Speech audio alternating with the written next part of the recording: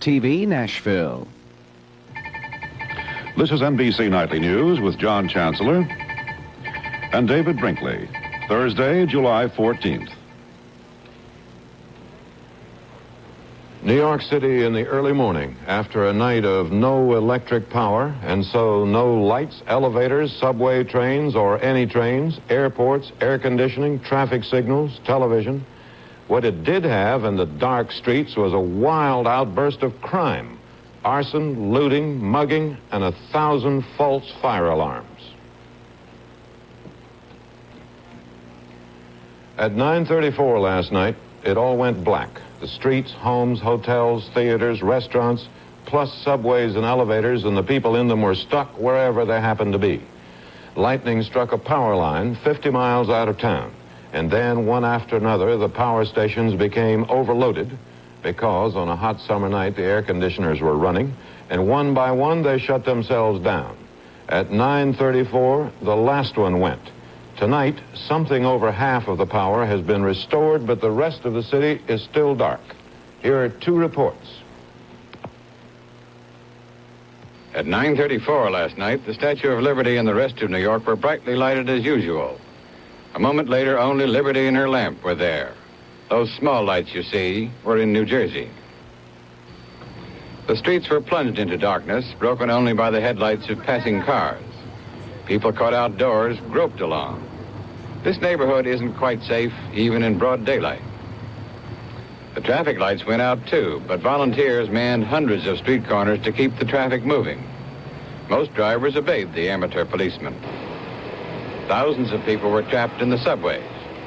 In some cases, it took 2 hours to bring them into stations on emergency power. Some passengers were bewildered. And all I want to know, is there really a blackout? Well, we really don't know yet, but was there any panic on the train? No. The passengers were just marvelous. At the 110-story World Trade Center, several parties of tourists were trapped in the elevators. They were cheerful about it later. Oh, a bit funny there at times, I'd say. You got a little frightened? Yeah, a little bit. The highest I ever been, anyway. What floor were you on? 107. The kids were crying. The kids were crying? Yeah, just little babies. Mm-hmm. One or two there. What about you? Oh, I was all right. I'm used to that. I've been stuck before. Other visitors slept in the lobbies of their hotels rather than walk up to bedrooms on high floors. They accepted the discomfort without much complaint. I live on the 30th floor, and I'm stuck right here in the lobby trying to get up to my room with a cold beer. So I'll live, I guess. Tell me what happened. Where were you when it happened? Well, I was between my French onion soup and my main course, which never arrived. Generally, it was the poor who suffered the most, stumbling in the dark streets, falling victim to muggers, fighting unseen enemies. The injured overflowed the emergency room at one hospital in Brooklyn, so an extension was created in the parking lot. By the light from fire trucks and trouble lamps, the surgeons and the nurses worked outdoors throughout the night. This was a neighborhood where there are many fights, many injuries at the best of times. Last night, in the dark, it was the worst of times. Richard Hunt, NBC News, New York. There was a very ugly side to what happened in some parts of the city during the blackout. Thousands of people broke into stores and looted them, carrying home furniture, appliances, jewelry, liquor, and food. There were too many looters and not enough police, and people casually walked away with shopping carts and bags of stolen merchandise. Scores of businesses were broken into. Police made more than 2,500 arrests during the night, but officers said there were many more who were not caught. Many of the looted stores were also set on fire, and a lot of firemen and policemen were hurt when they were hit by bricks and bottles thrown by neighborhood residents. Some buildings were still burning at dawn. The people who live in the area got their first good look at all of the destruction. I think that it's a shame. I think that as soon as the light went off, a lot of people reverted back to their basic animal instincts. And I think that if the lights had been off for longer, we would have more trouble. The people are hungry. And the people had a chance to show their hungerness. And in July, the 7th month of 1977, was another Christmas for the people. What TV station is this? And some looting continued during the day. Police said they didn't have enough men to put a guard at each store. During the famous blackout of 1965, there was actually a big decrease in the number of crimes, and fewer than 100 people were arrested. But that was not the case this time. It wasn't like this at all in most of New York, but in a few neighborhoods, the blackout was a period of great destruction and much lawlessness. Brian Ross, NBC News, New York. So in the dark last night, when the power system broke down, so did some of what is usually called the social order or civilization. Today, stores were closed, and so were the banks, and so was Wall Street, and to a great extent, New York City, for the day, was out of business. Here's Gerald Harrington. It was precisely 5:37 this morning when the sun finally came out and chased away the darkness. As the morning grew older, it became apparent the city's plea for commuters to stay home had taken. Major arteries into the city carried extremely light traffic. Subways and commuter trains were shut down, and streets normally choked with traffic were empty. The rush hour had been canceled. Although most of the big stores like Macy's here were closed, employees showed up anyway, mostly to check in and to see if they had the day off. They did. Perhaps hardest hit was the financial district. $500 to $600 million worth of securities are traded here every working day, but brokers were not working today. Also not working was the water pressure in many of the high-rises that use electric pumps, so the residents adjusted. When the power was restored in this area, stores were doing a brisk business. Seems like everybody's coming for batteries this morning. Batteries and radios, I think I've heard a couple right, of and portable radios, and pretty soon I'll probably be selling a lot of candles. But how do you figure that? I mean, the lights came on 10 minutes ago. Why do you think they're still buying batteries and radios? And they're not keeping the faith, I don't think. In Central Park, they were keeping the faith in sunbathing and jogging and kite flying. Here we are, the city is in a state of emergency, and you and your boyfriend are out here flying kites. Well, better than staying home and worrying about it or waiting for the boss to call, so we decided to come out and fly a kite. Okay, all right? Go. Gerald Harrington, NBC News, New York.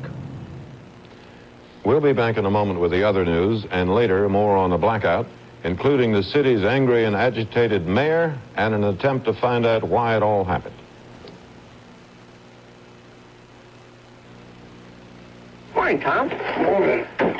Pounding that pavement yesterday sure got me, George. This nagging backache ruined my sleep. Here, start taking these this morning. Dome's pills? They sure help me. When nagging backache due to overexertion or everyday stress and strain comes on, Doan's pain-relieving action often brings temporary relief and lets you get a good night's sleep. How's the back, Tom? Good. Oh, great. Try Doan's pills for relief of nagging backache. What you doing, Daddy? Oh, I'm helping my sore sunburn with Vaseline petroleum jelly. What you doing, Mom? First aid. Vaseline petroleum jelly soothes Billy's scraped elbow. What you doing, Dad? Well, after all this gardening, I'm helping heal these rough, dry hands with Vaseline petroleum jelly. What you doing, Sis? Soothing these beat-up feet. No shoes all day. In all seasons, for all reasons, do it with Vaseline petroleum jelly. Ever read the insert in a box of cotton swabs? Never insert cotton swab tips into ear canal to remove wax. Yet inside the ear canal, excess wax can harden to create pressure, pain. But now there's eardrops and ear washer by Murine. Murine's eardrops gently, safely soften hard excess wax when used as directed. Then Murine's ear washer gently washes wax away, so pressure and pain are relieved. Eardrops and ear washer by Murine. An American Army helicopter from South Korea flew by mistake a mile or two into North Korea, where it was shot down. 3 Americans were killed, 1 was captured and held by the North Koreans, and he was wounded. The result was anger and tension. But President Carter said he did not want this to escalate into a confrontation. Here are reports from the Pentagon, from the White House, and from South Korea. The helicopter that was shot down was a Chinook, like this one, a cargo and transport helicopter. It can be armed with 3 .30-caliber machine guns. The one shot down by the North Koreans, the Pentagon said, was not armed. It took off from a base south of Seoul, headed northeast to carry construction material to an observation post near the demilitarized zone. It never reached its destination, but instead, because of a navigational error, veered north and passed over the DMZ. Pentagon spokesman Tom Ross told what happened next. While the helicopter was over the DMZ, the South Koreans fired warning shots. The helicopter proceeded north and it landed in North Korea. It stayed on the ground for approximately 1 or 2 minutes. Then it took off and turned south. At that point, the North Koreans fired on the helicopter and it crashed. The American pilot was supposed to have picked up a South Korean navigator at a point 15 to 20 miles from the DMZ. For some reason, perhaps because he was lost, he did not. Although the American was qualified to fly in the area south of the DMZ, he had never flown there before. If so, lack of a navigator may have caused him to stray into North Korea.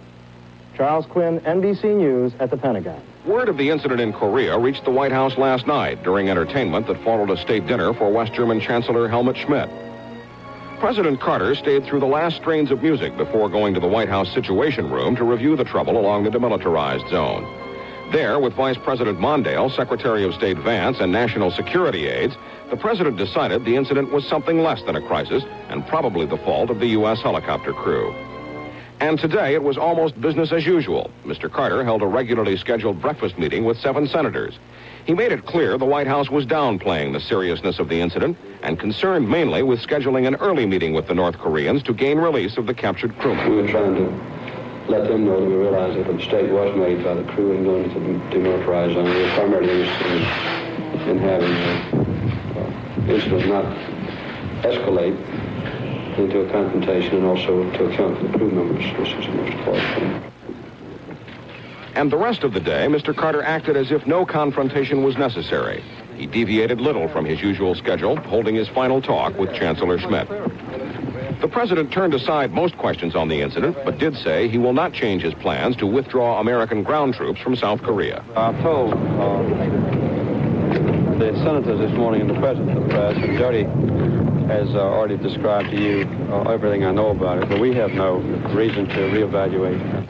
Press Secretary Jody Powell, meanwhile, said the administration never considered this a crisis that required large-scale military action. Clearly, the words and actions of the administration are aimed at defusing the situation before it has a chance to escalate, hoping at the same time for some signal from the North Koreans that they, too, will act moderately. And administration officials say the test of that policy will likely come Saturday, Korean time, when the 2 sides are expected to meet at Panmunjom, and the Americans ask for the return of the captured soldier and the bodies of the 3 other crewmen. Bob Jameson, NBC News, at the White House. As word got around here in the South Korean capital, concern mounted that a major crisis was looming. But in a quick series of proposals and counter-proposals, the U.S. made it clear it wanted a quick end to this affair. The U.S. call for an immediate convening of a meeting at Panmunjom was turned down. The North Koreans asking for 2 days delay. The Americans are now hoping the North will agree to a meeting Friday, but it seems doubtful. The obvious hope here is that the conciliatory tone of the Carter administration will prompt the North Koreans to release the 1 captive soldier quickly and return the 3 dead Americans.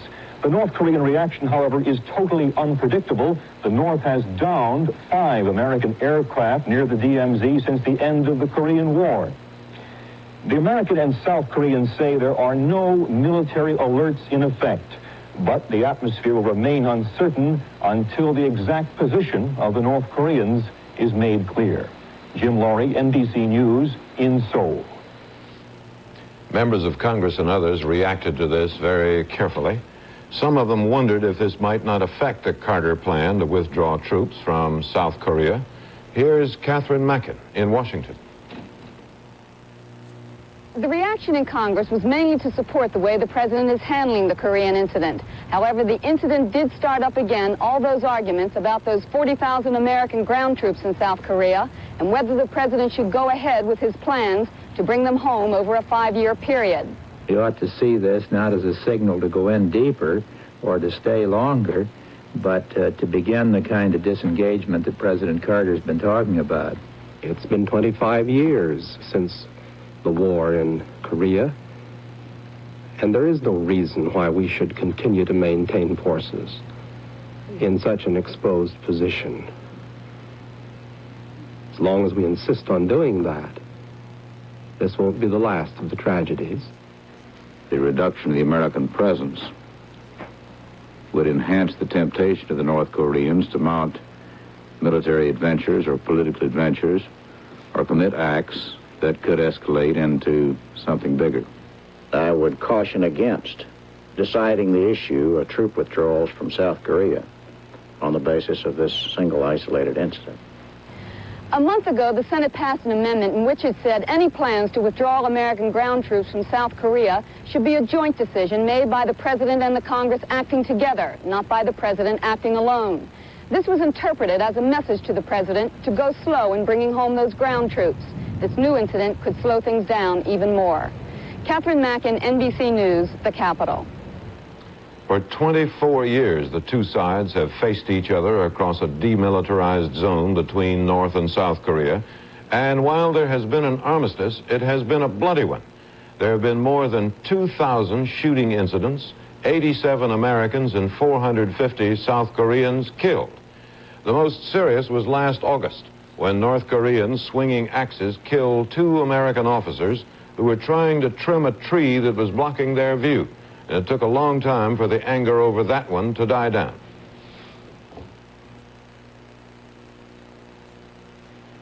Can what you eat and drink affect the way you feel? Of course. Millions of caffeine-concerned Americans, like me, have taken their doctor's advice and switched to Sanka brand decaffeinated coffee. It's 100% real coffee. I love the fresh flavor. And with Sanka brand, there's no caffeine to make me nervous, and I really feel good. Sanka brand is the coffee you can feel good about. Welcome to the Kodak Instant Savings Show.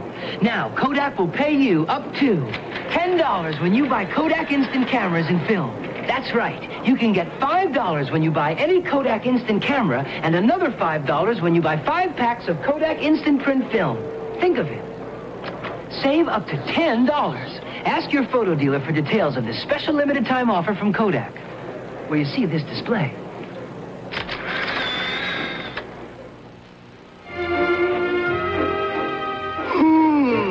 Hey there.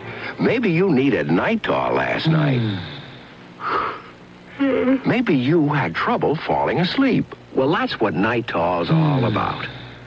On those occasional nights when you do have trouble, Nitol can help make you drowsy so you can fall asleep. Come on, America. Stop yawning. For occasional sleeplessness, remember, Nitol. Israel's Prime Minister Begin flies to the U.S. tomorrow, bringing with him a peace plan he hopes will show the Americans, including President Carter, that he is not rigid and inflexible, and in fact is ready to deal. Steve Delaney in Tel Aviv has some details on what the Begin plan is. NBC News has learned that what Begin is after is an overall peace plan. He wants separate peace treaties with Egypt, Syria, and Jordan. There would be territorial concessions on the Golan Heights to the Syrians and in the Sinai to the Egyptians, but nothing much on the West Bank. Begin is willing to give the West Bank residents more local autonomy and to remove some of the Israeli army, but no territory would change hands. As for the PLO, that question, he says, is to be resolved once the Geneva Conference gets going again. The only thing wrong with the Begin plan is that the Arabs won't buy it. It doesn't settle the Palestinian question, and it doesn't return all the captured Arab lands from 1967. What it does do, though, is give Begin authorship of a plan. So if the Middle East peace search bogs down into sterility again, Begin can say it's not his fault. If the talks fail, it will be because of the West Bank, the area the Arabs want back most and the Israelis want to give up least. The key point in the discussions will be how to resolve President Carter's talk of a Palestinian entity with Mr. Begin's determination to retain the area for military and spiritual reasons. President Carter needs a good conference with Begin to retain his position as chief peace broker for the Middle East. But there's not much pressure he can bring to bear. The Israelis have received American weapons for their earlier concessions, such a vast arsenal of weapons that Begin is virtually immune now from the threat of an arms embargo if he does not go along with the American plan. So to prevent a new stalemate in the Middle East, the Americans may now have to put the squeeze on the Arab side. At least that's the attitude Begin is taking to Washington. Steve Delaney, NBC News, Jerusalem. The 2 Filipino nurses convicted of poisoning hospital patients are free on bond and will remain so. The prosecution objected, saying they might leave the country and return to the Philippines to avoid prison. The judge said he didn't think so, so they're out on bond of $75,000 each. Jane Young, the wife of a Texas congressman who figured in last year's congressional sex scandal, was shot to death today, and the police thought it was suicide. In California's so-called trash bag murders, 3 murder indictments have been returned against Patrick Carney. At least 28 young men, mainly homosexuals, have been killed. Charges against his friend, David Hill, have been dropped.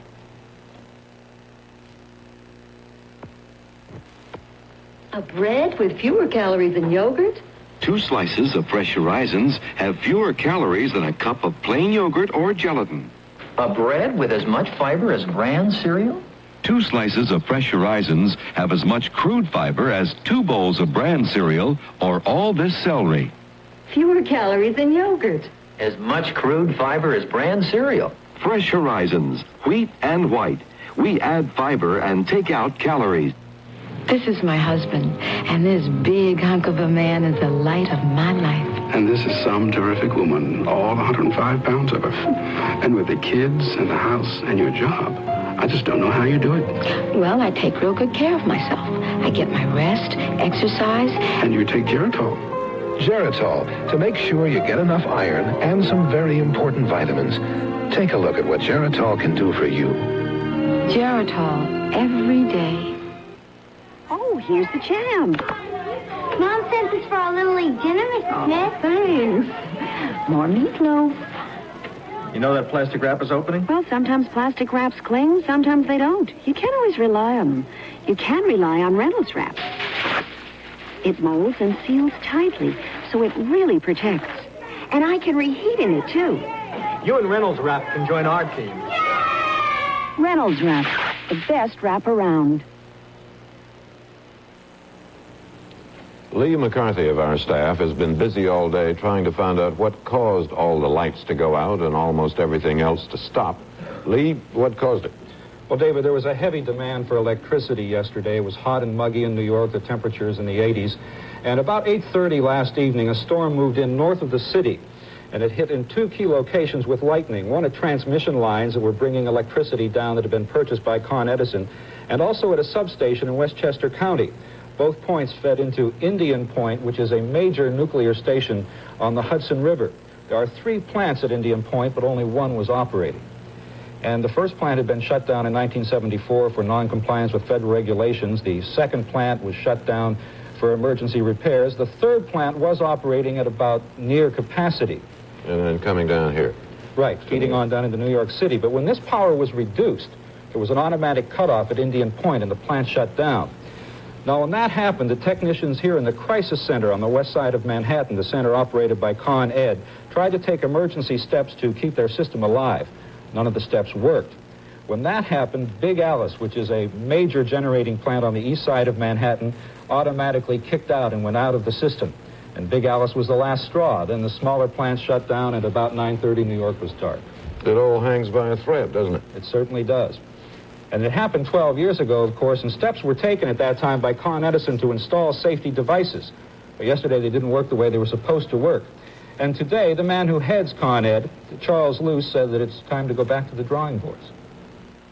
We're going to restudy the protective devices that we've put in. We've already had underway, before this happened, a study and a capital improvement program at the control center to improve the instrumentation at the control center. But I'll say this, that on any statistical comparison of Con Edison with any other utility in the United States, our reliability is the best in the United States. The mayor of New York, Abraham Beame, who incidentally is running for re-election, came out today angry and swinging and attacking Consolidated Edison, and he said a lot, including this. I want to express first my total outrage that at this hour, the city of New York is still without power, and the prospects for restoration of full electrical service remain vague as far as Con Ed is concerned. And given what occurred 12 years ago, Con Ed's performance is at the very least gross negligence, and at the worst far more serious. Lee, considering all the assurances we have had in the past, which did not turn out, could this happen again? Yes, it could. And it could happen almost anywhere, David, in any city in the country. I posed that question to a spokesman for the Federal Power Commission today, and he said, well, it shouldn't happen in any other city, but then it wasn't supposed to happen in New York. So anybody could, no one can be certain this won't happen where he lives tomorrow morning. It cannot be guaranteed that it will not happen anywhere. Okay, thank you. More pictures and details on New York's desperate ordeal on a special program from NBC News tonight at 11:30 Eastern Time. Thank you, and good night for all of us at NBC News. Hey, great-looking treads, Kathy. Goodrich radial TA, Smoothy. What are you doing? Checking the air pressure. My Goodrich dealer says it's a good idea. What for? Well, if you don't have the right air pressure, the tires won't last as long. Goodrich makes a great tire. Hey, come to the game, Kathy. I could get you a ride on the Goodrich blimp. Goodrich doesn't have a blimp, Moosey. Does that mean you won't come to the game? Tires you can trust. B.F. Goodrich. The other guys. If you sometimes suffer pain or itch of hemorrhoidal tissues, use Preparation H for hours of comfort in many cases. When itching or pain occur, Preparation H helps relieve itching and soothes pain promptly in many cases. Then Preparation H goes beyond soothing. Actually helps shrink swelling of hemorrhoidal tissues caused by inflammation. For temporary relief of hemorrhoid symptoms, get Preparation H. Goes beyond soothing, helps shrink swelling of hemorrhoidal tissues.